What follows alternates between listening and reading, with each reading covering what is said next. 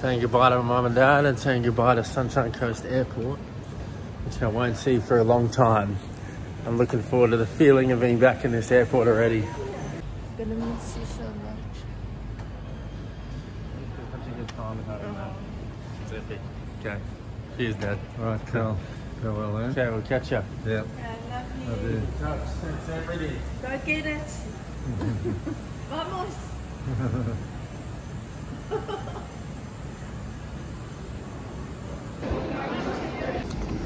Lounge brekkie, done. Made the flight. Ready to lock in for 15 hours.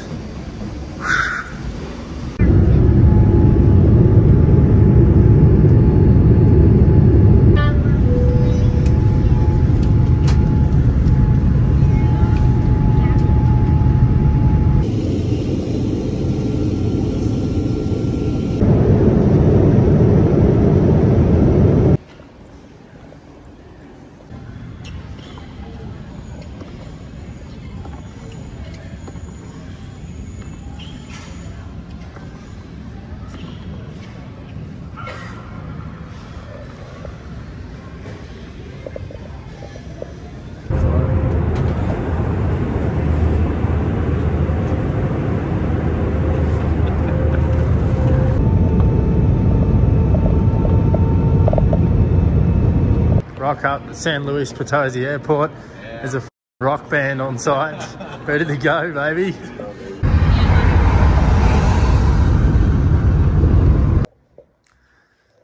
First morning in Mexico. How about it? Little concerned of the shoulder issue, but I got faith it should be right. Gonna head down to brekkie. Hi there.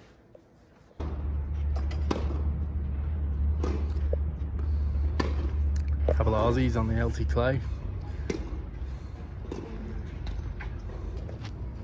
First day I wasn't able to get a full court to practice on until 7 p.m. and it's really important to get some specific doubles stuff in. Here I am with George Goldhoff, an American doubles player, getting some first volley work in and some service partner. So sometimes it's a case of being adaptive, and here we are, yeah, 7 p.m. Able to finally get that full court and get specific. Shoulder's feeling pretty good today. We'll see when I start serving, but for the moment, feeling pretty good. I've never wanted to have too many injury problems, touch wood, but this shoulder issue that flared up 2 days before I left was just lurking, and it was a case of trying to get used to the conditions here without making my injury much worse. So in an ideal world, I would have been like to be out there 3 hours a day, getting used to the conditions and giving myself the best chance to play good tennis come the match day.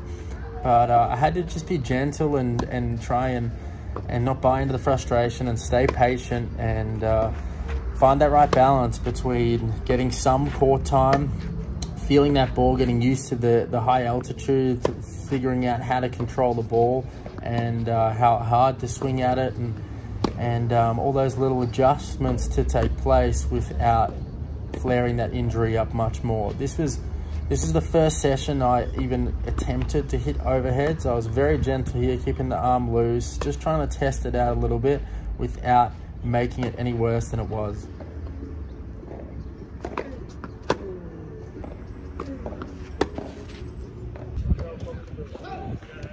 It's nuts. Sure, yeah. This is why we invited ducks to dinner, so I can get the bill. Thanks, mate. This is the vibe tonight. Watching Tomo Monfils. He's not done with this game just yet, though. Scary that Tomo's now seated at 1,000. Unreal. And got some of this, hopefully, miracle gel from the legendary Mayo brothers, and just gonna keep applying this thing on the shoulder. Let's go, mate.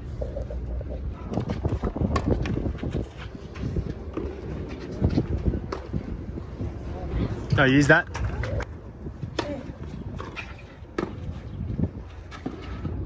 Hold on, come on.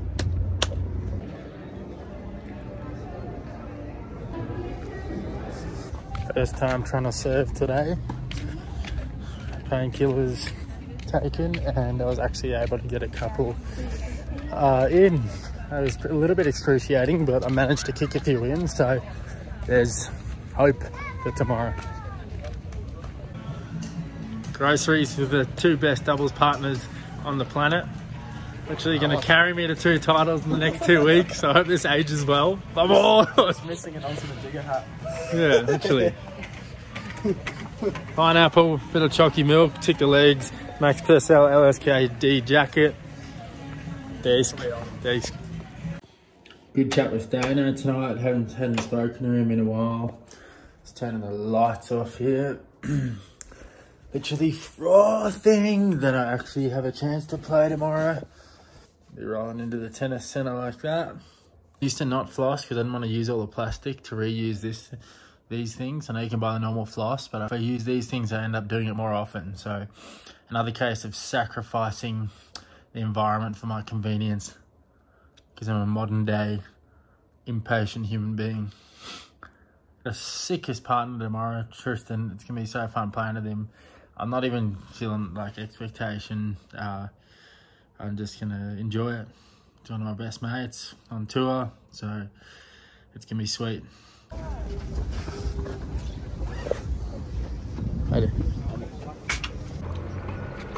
Playing in altitude is a different kettle of fish.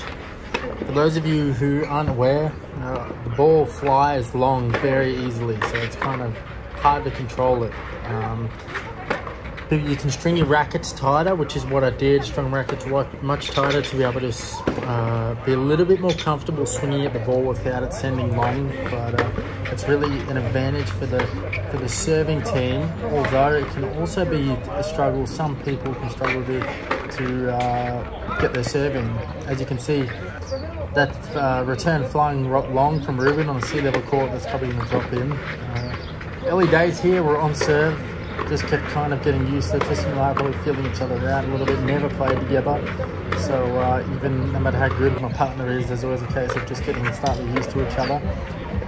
Me personally, I was just rolling my kick serve in. I had no confidence in hitting the flat serve. I got kind of a sharp pain in the impinged part of my shoulder, in and around my rotator cuff. So I was trying to keep the arm really loose and hit a 3/4 sort of first serve, maintain a high first serve percentage, and that's where the altitude is a little bit my friend, to be able to give that serve a little bit more oomph without me having to swing too hard at it. These boys are good players. Ben Locke, really good doubles player, obviously a big stature. He's a imposing figure at the net, can cover a lot of the area there, and Ruben Statham served so well this match. Tristan and I were both impressed with the way he served.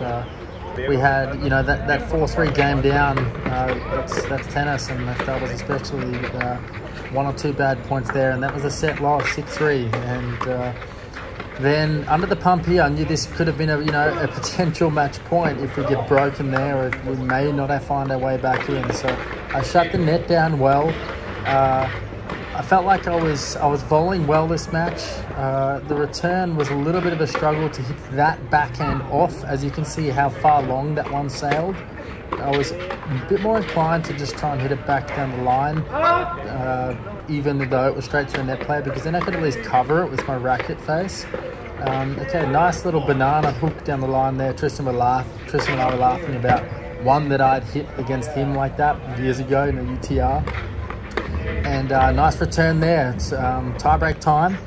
6-5 up, and I, unfortunately clipped that ball that was potentially sailing long. I went to leave it, but too good. Tough loss for me, but at least I lost to some good blokes this week. Just took a loss. Feeling pretty pissed off about it. 6-5 in the breaker. Second serve. Kicker coming into the serve volley.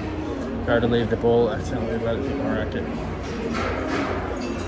Now this drug testing guy is after us, which is like just that feeling of straight after you lose, some guy sweating you for a signature and the piss test is so annoying.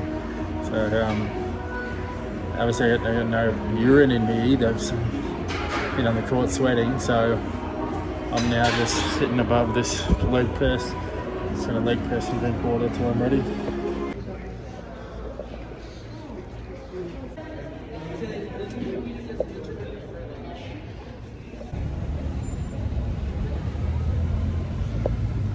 That's it. This is what this tourney was. Just straight up on the fucking chin. Week 1. Adios.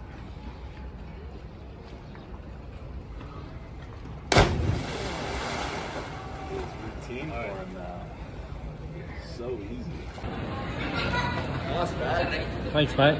Boys en route, made to Mexico City. Vamos. Eddie. So we get week 1 out of the way. We're ready for a couple titles, couple deep runs. Next city. Vamos. Get there early. 5-star hotel. Ready to dig. Ready to dig. All zone.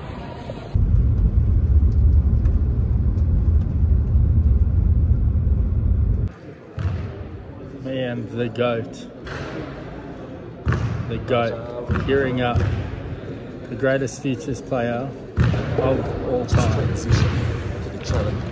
Going for 2 quarterfinals at Challenger level in a row. Says he doesn't like altitude. Loves altitude. Scotty.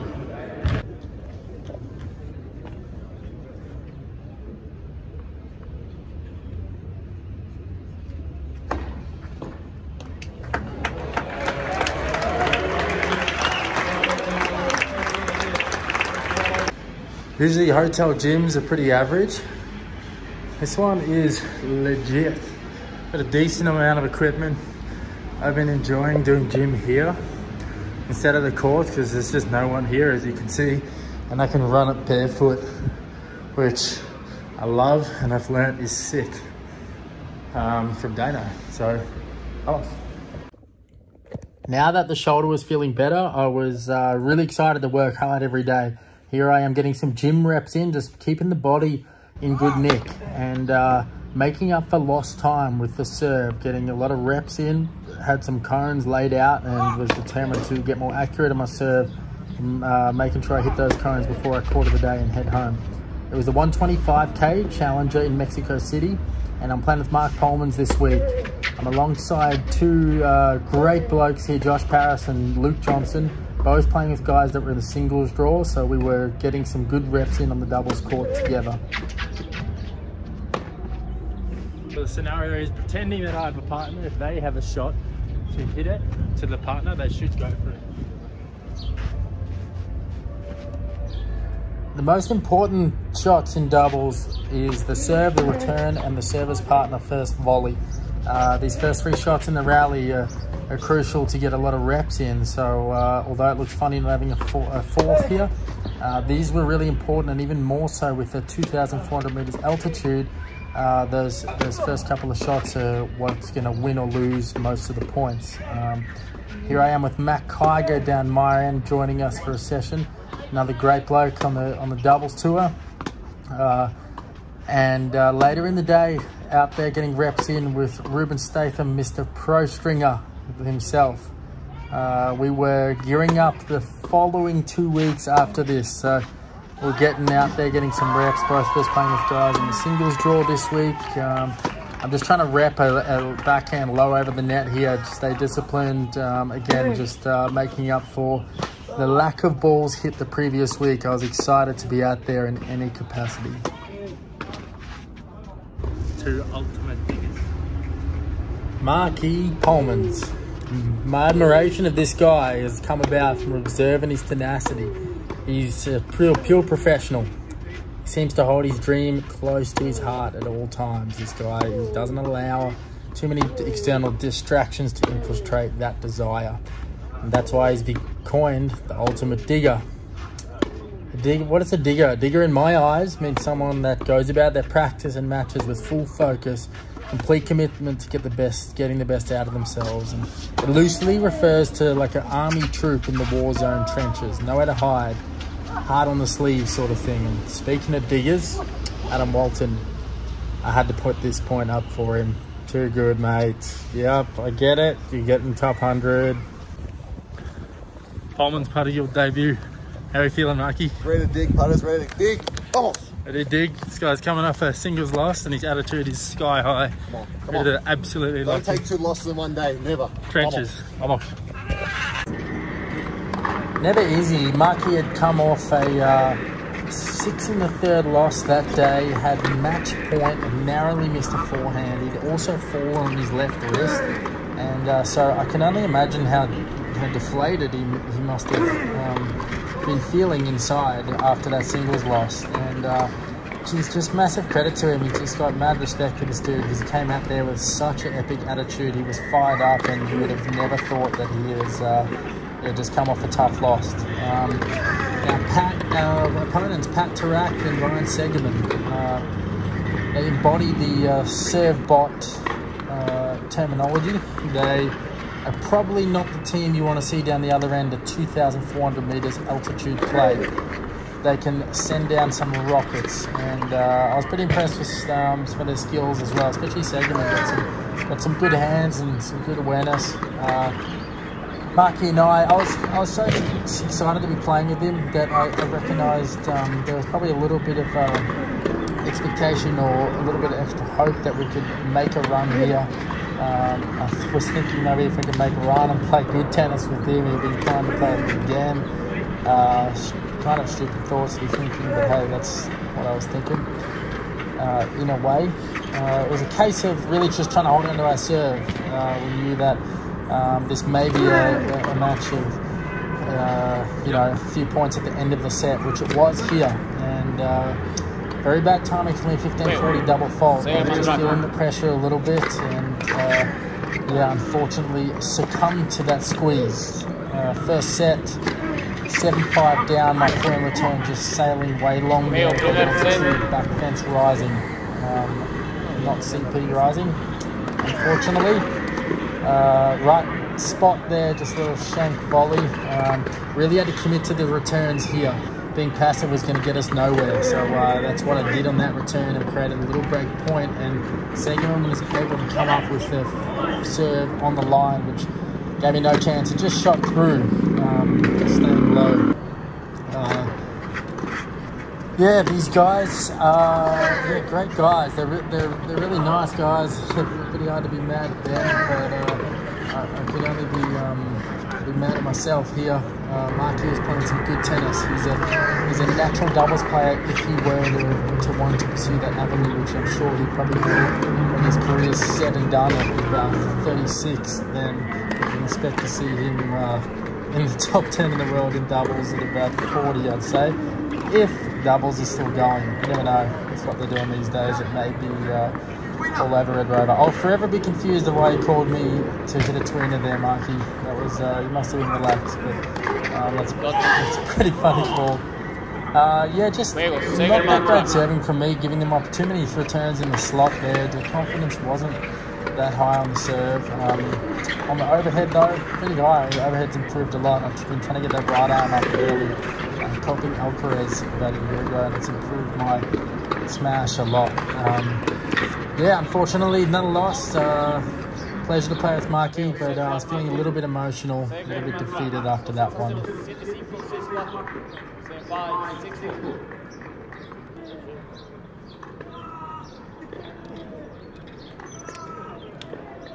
So these first 2 weeks have not gone as planned. I've had 2 great partners and I've lost straight sets both weeks. Granted, I've had tough draws.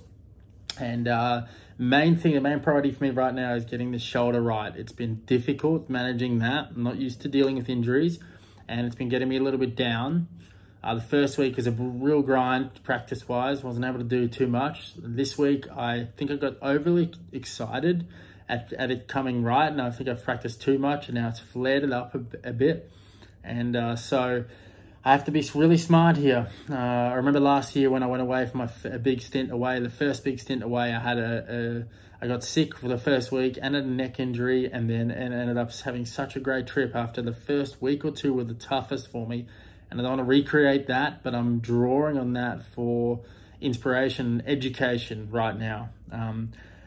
I would like things to be going differently, but they're not. So I'm trying to just accept them, and I'm trying to control what I can. I need to be ingesting healthy sources of inspiration for my mind. I need to be quiet internally. I need to be not so self-critical as I have been a little bit. I need to be ingesting a good source of nutrition for my body. I need to be eating well and sleeping well, which is going to help me be optimistic and be healthy, and one leads to the other.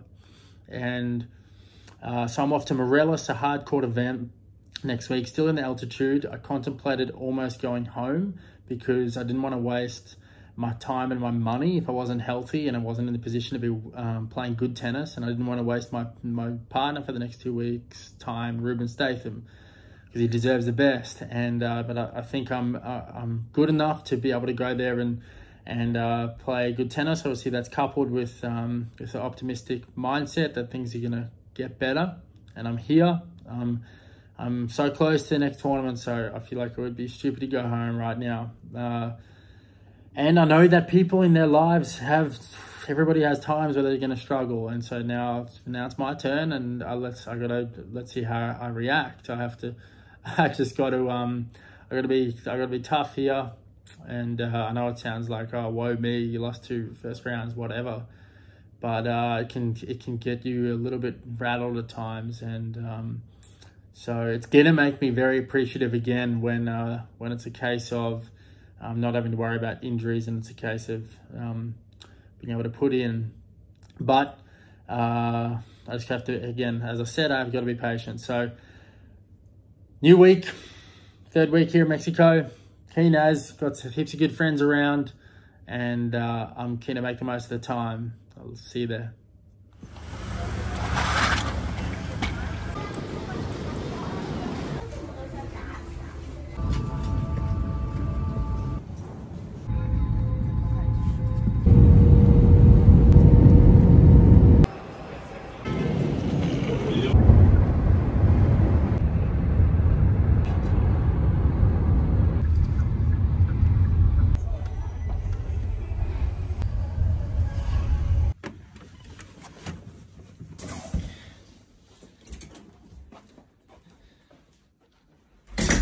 Not bad, not bad.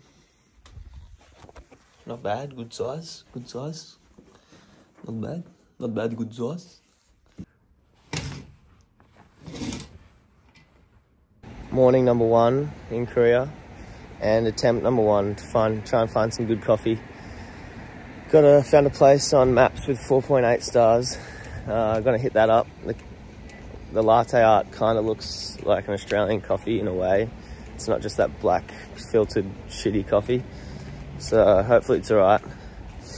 Have pretty high standards coming from back home. 5 weeks at home, it's best coffee in the world, so they've set the bar high, and I'm not sure if Korea will be able to live up to it, but let's see. I feel like even going on like little walks to find coffee places, just like the city's pretty quiet right now.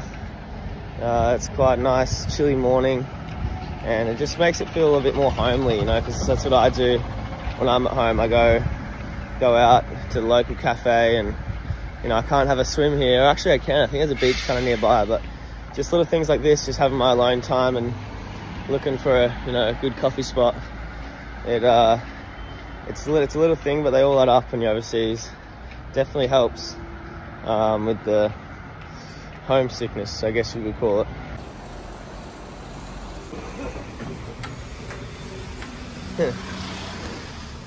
Hot latte? Hot latte. Large? We only one size. Oh, one size. Okay, is it in a cup? Huh? Cup? Here. Yeah, have here. Yeah, please. Promising.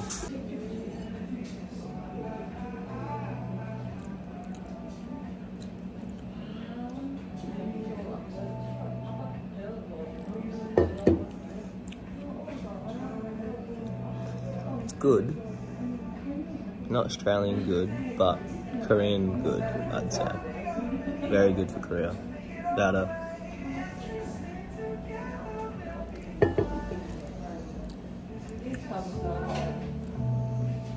6. Solid.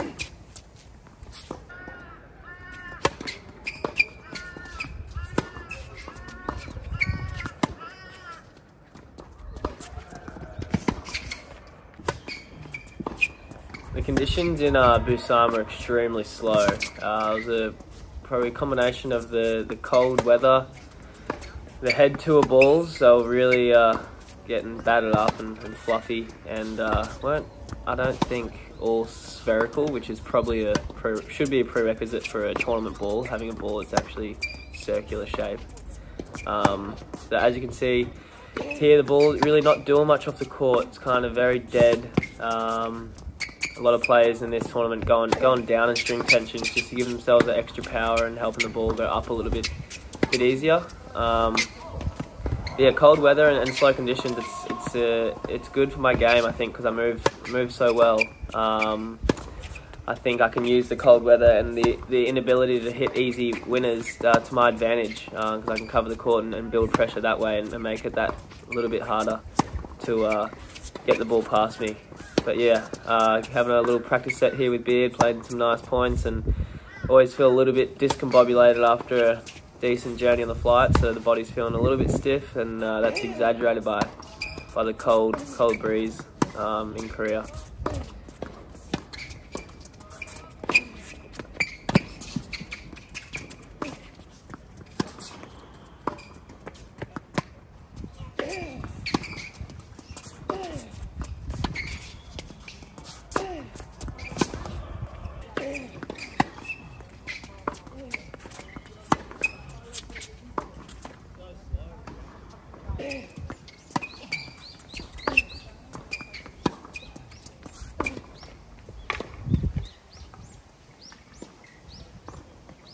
Geleceğin bu bir filmine bağlı yani. Hiç bir kadar nasıl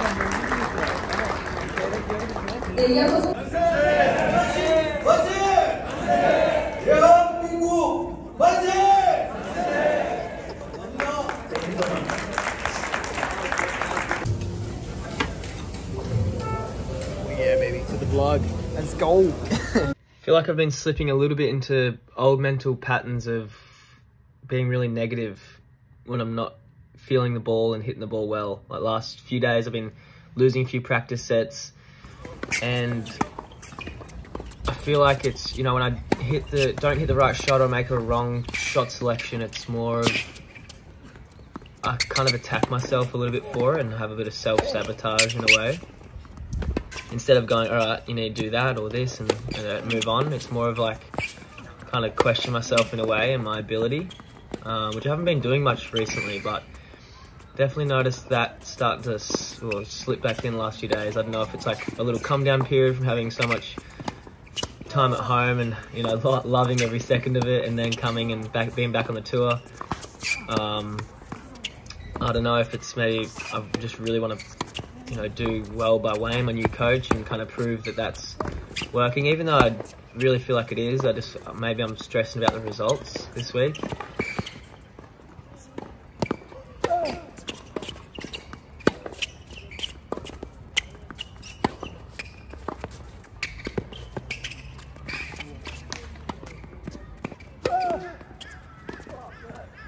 It's a big priority on my last day of preparation tomorrow. I've got a session with Tui, so it's going to be a big priority on mental application, you know, to give myself a good chance and go into the week feeling good about not even my tennis, because I think I'm playing great tennis, but just make myself feel good about, you know, how I'm going about my tennis and, you know, my mental side of things, because for me that's super important.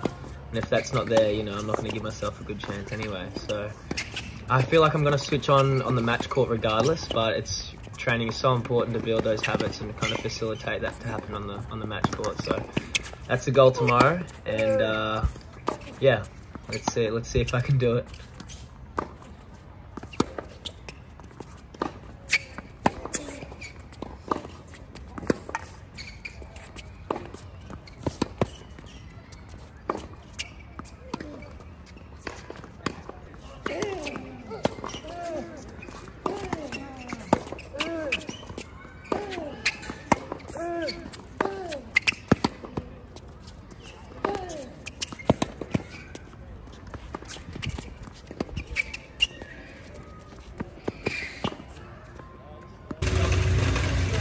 Actually unreal.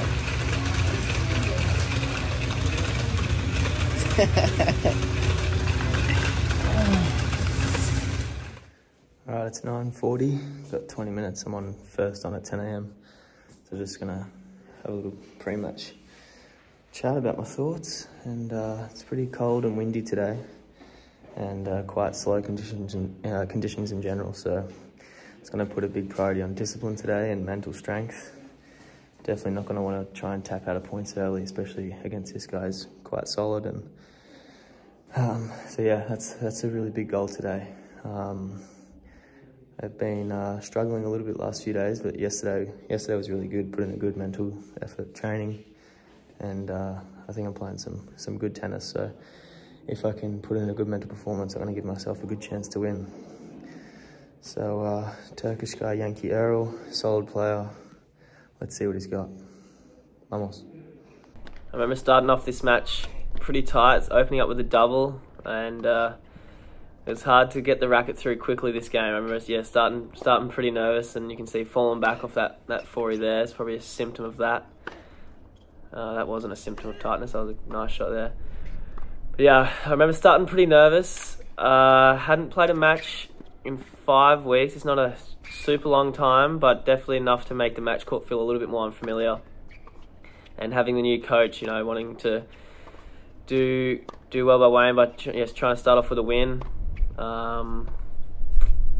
Yeah, I felt a fair bit of pressure. You can see Yankee, he's very just comfortable off the baseline, moving side to side, as you'll see this match, and just looks super comfortable moving side to side, hitting cross. He loved to hit the ball cross court. Had a really solid forehand and backhand. I tried to, as I like to do against lefties, try to test out their forehand with hard backhands cross, because it's a comfortable shot of mine, trying to go a bit of pace into the forehand. But he dealt with it well, and as you can see at this point, he went to the drop shot, the backhand drop shot a lot. That was a good play of his. Especially in the cold conditions, the ball doesn't bounce much. It's an effective shot.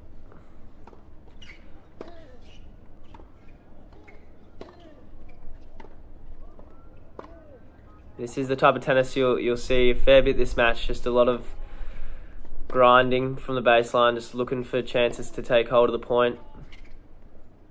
Nice point though, nice disguise in that forehand. But yeah, that's a typical lefty play. This one, I think I missed this one just long on a break point, but you can see sliding to the backhand and opening up the court and using the open court to really get in an offensive position. I think, yeah, I have another break point here. I don't get the break here. Yeah, as you can see, his movement's very good. He moves extremely good laterally and has good craft, good hands about him, can feel the ball around well with drop shots, and like this one. Yeah, I had a little bit of trouble with the drop shot a few times. Trying to punch it line a lot, but a couple of times this match went kind of a little dinky short cross, and that seemed to work better for me. It's not a play you kind of practice off a drop shot, so it's not very familiar. Yeah, you can see this game was a little bit frustrating, that 2-1 game that just passed. Had a lot of chances, and he came up with the goods on a lot of the points. So it's still 2-2, and using his, it's a good play against someone that's standing back on return, is that serve volley. It's very hard to hit a passing shot from back there, and for all juice, I'll leave that ball, I think, and that was a very costly out, a big point, and gives him a break point to give him a 5-4 lead here. So yeah, it was a bit of an unforced error, that one, and he hits a very deep ball on the line there and gives him a break, 5-4. And in Licorice all sorts is said, he's serving for it. He's looking very comfortable and has a set point here. And a miss a forehand wide and probably long as well. So 6-4 Yankee. I was battling a couple demons this match. Just a voice of self-doubt a little bit. Wasn't feeling amazing. Wasn't hitting the ball great. But did enough just to hang in there and give myself a chance. Yeah, I don't think I really had to change too much. I think I just had to make sure I was committing to good racket speed. Sometimes I was decelling in the bigger moments, and yeah, I think I was saying to myself, if I can just really stay rock solid, I feel like I'm gonna wear him down. I felt like he was very solid, but I had a little bit more. I had a little bit more craft, a few more ways to win the point, and. Oh, these points. I forgot this point. Yeah, it was a sick point. Thankfully, conditions are slow, allowing me to get those extra balls. Yeah, I had a break there and just give it straight back with a short forehand miss. And I remember, if you can hear here, he gets absolutely gypped this point to give me the break back again, and he gets a bit upset. It was an extremely late call, both late and very incorrect. But I'm out there to win, I'm not out there to make friends, so I'm taking that, and so is every other player. It didn't even touch the line, I swear. Come on, man. What? No, man. Come on, man. Unbelievable. Sorry, Yankee, for putting this in. It adds a bit of drama. I think people like to watch this. He actually handled it very well. But yeah, back to the match. I'm up a break. The audio cuts out here, so you'll only be hearing my voice, unfortunately. But I'm up 4-2. But after this point, it'll be back on serve. Missed that droppy response wide. Having a little bit of trouble off that droppy. Not really clear of what I'm doing. It's always a good play just to go for that, and to go for the nudge line if you get it deep enough, and that sets me up with a set point here to get this match even.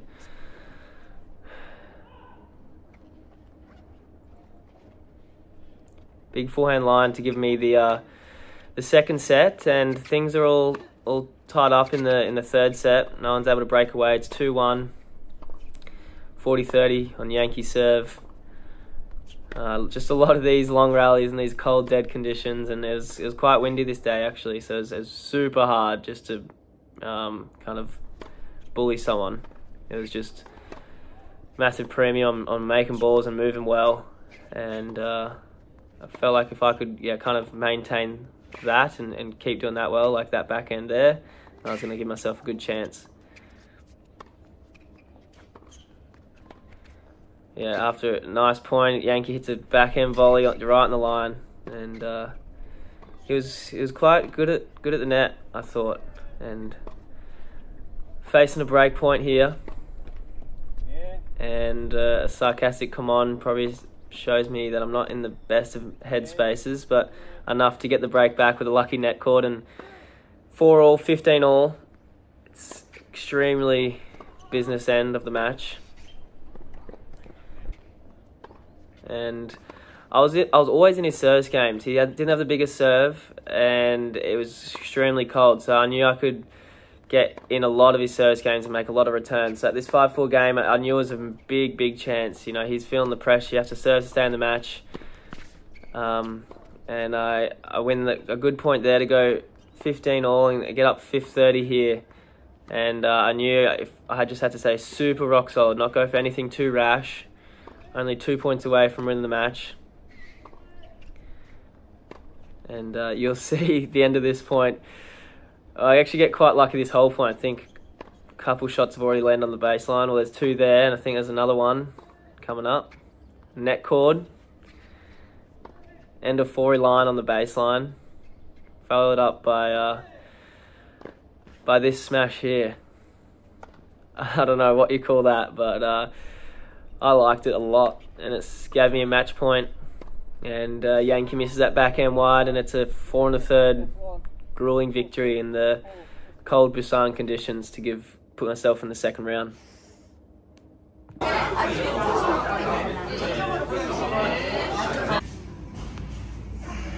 This is peak male performance. Alright, let me just zoom. Go again.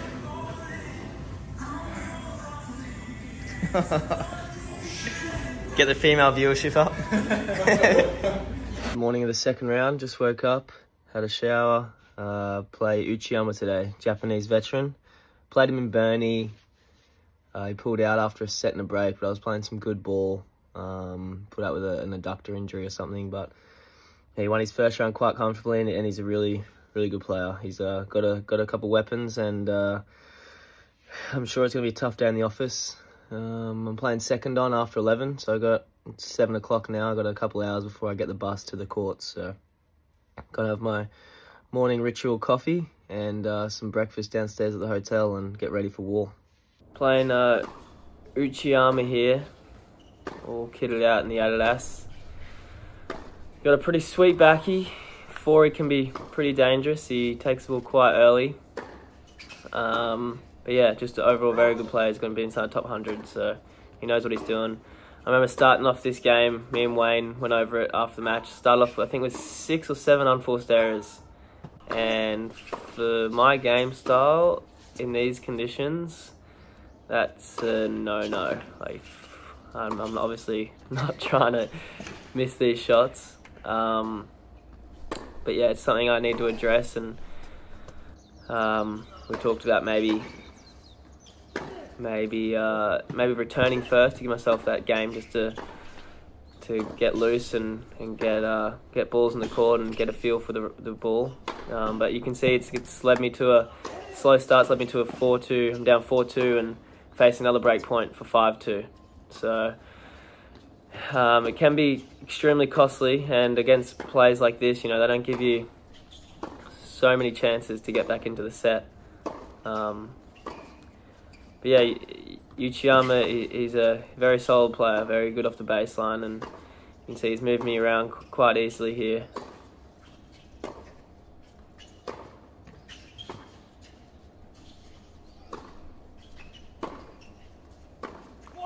Yeah, backhand net after a long point gives him the 5-2 and 6-2 he holds easily. But this is a very crucial part of the match. I was feeling quite negative out there, and I knew if I got to a slow start in this second set, it was going to be nearly curtains. Just with the way I was feeling, I've felt this before, and it's a lot of players go through it just with that, you know, the doubt and the negative voice in your head.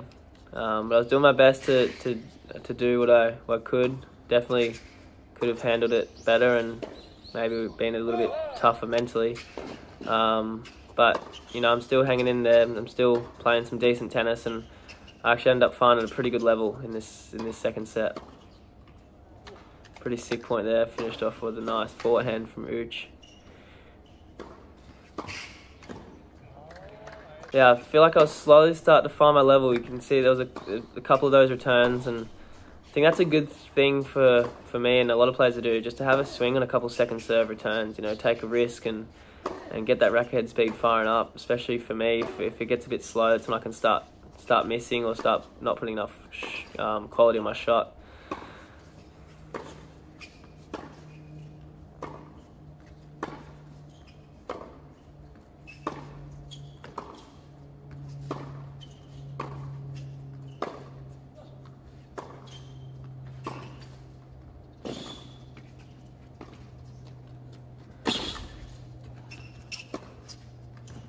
Nice point there to stay in this game and keep pressure on this game. And pressure was enough. I go up a break, but I remember the break was quickly squandered with a loose game, and it's back on serve. But so, it's 4-3 juice. I'm 2 points away from getting up another break, give myself a chance to serve out this set. And I know in these big moments, it's really important for me to switch on and just be super stingy with errors. And because I know when someone's done that to me under pressure, you do feel it, and it can, can produce errors from your opponent if you're willing to really hang tough and keep the shot selection very high percentage.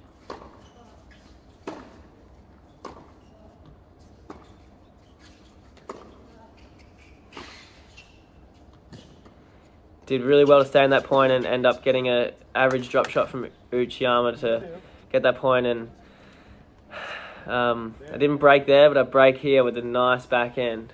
And you can see I didn't. There's a couple chances I could have, got on top of the scoreboard, but the pressure was building, and it got me that second set. And this was probably the most frustrating part. I go down a break super early in the first game, the third, and I feel like I do a fair bit, have momentum, I'm playing well, and all of a sudden can just throw in a really average game, and that's all it can take to switch my momentum back into the other person's hands is an average game. You can see here getting pretty worked up over a call. It was Uchiyama was saying it was an incorrect call, but I was saying it came after his racket, after he hit the shot, so it should technically be my point. But yeah, fighting a few demons, but managed to stay in this match and get that break back. And you can see Uchiyama's pretty frustrated. He thought he had momentum in his hands, and now it's 1-all 45th on my serve.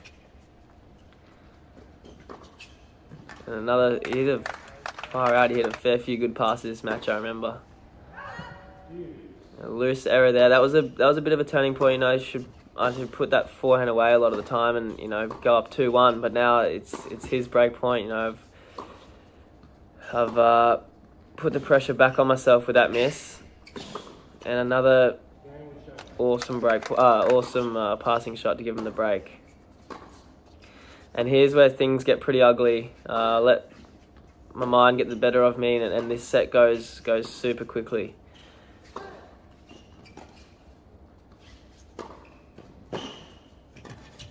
Another good pass.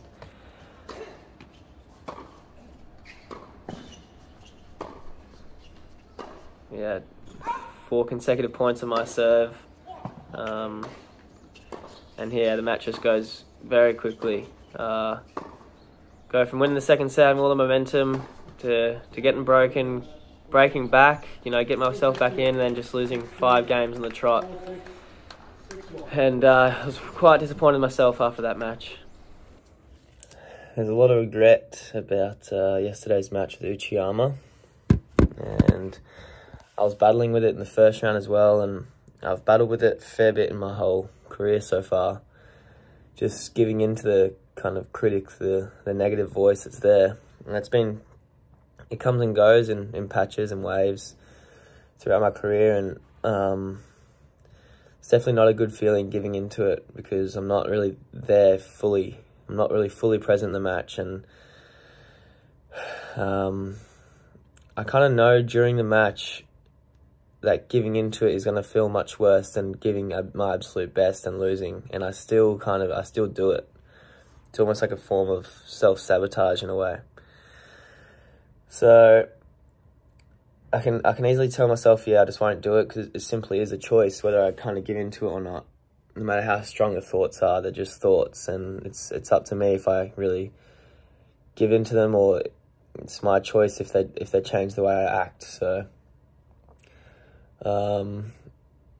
definitely feeling a bit of guilt associated with it, and I think I'm going to Goggins it. I'm going to tell the camera and whoever watches this episode that I'm not going to do it ever again, and have such beautiful people in my life, and if I can't do it for myself, I'm gonna do it for them. So mark my words, I'm never never going to give in to the self-critic again on the tennis court, on the match court in particular. And it all starts on the training court. So I think that's where I got to start now. Just make sure every training session I'm really kind to myself and know that I'm just giving my best, and that's all I can do. And yeah, actions speak louder than words. So this video and this little message is going to hold me accountable. So we'll see, but I'm really confident that I can do it, because it's the thing that's going to stop me from getting inside the top 100. It's not my tennis. I'm a good enough tennis player, definitely. So yeah, that's that. I know you guys were pretty keen in the comments to see a breakdown of what we're making or losing per week with expenses versus prize money. So here I've provided a detailed breakdown of what my expenses are. So you got flights, accommodation, food and stringing, taking into account my coach's expenses as well. The only thing I haven't included is my coach's wage, his weekly kind of base rate, and that's for privacy reasons. So that means in my total loss at the bottom of the page, because this week was a loss, I've given a range as to what the loss is. So USD, it's 1,100 to 2,600, and for Australian dollars, it's between 1,400 and 3,400 dollars that I'm losing just for this week. So it's a bit of a reality check, especially playing a 125, which is kind of just below the tour level. And you know, I didn't do great, but I did win a match in singles, and I did win a match in doubles. I actually, yes, made $2,500 US prize money, but still, yeah, down a fair bit for the week. So it's definitely a bit of a reality check, and yeah, I hope you guys like. If you have any questions or any queries about it, or yeah, anything, just comment below and we can have a discussion. I think hopefully you guys enjoy this breakdown, and let me know if you'd like me to continue doing it in the future. I think Calum will try to do it as well. So I think we'll try and do a little aggregate of what we're losing or making for the year. But yeah, here's my little expense prize money breakdown for Busan 125K.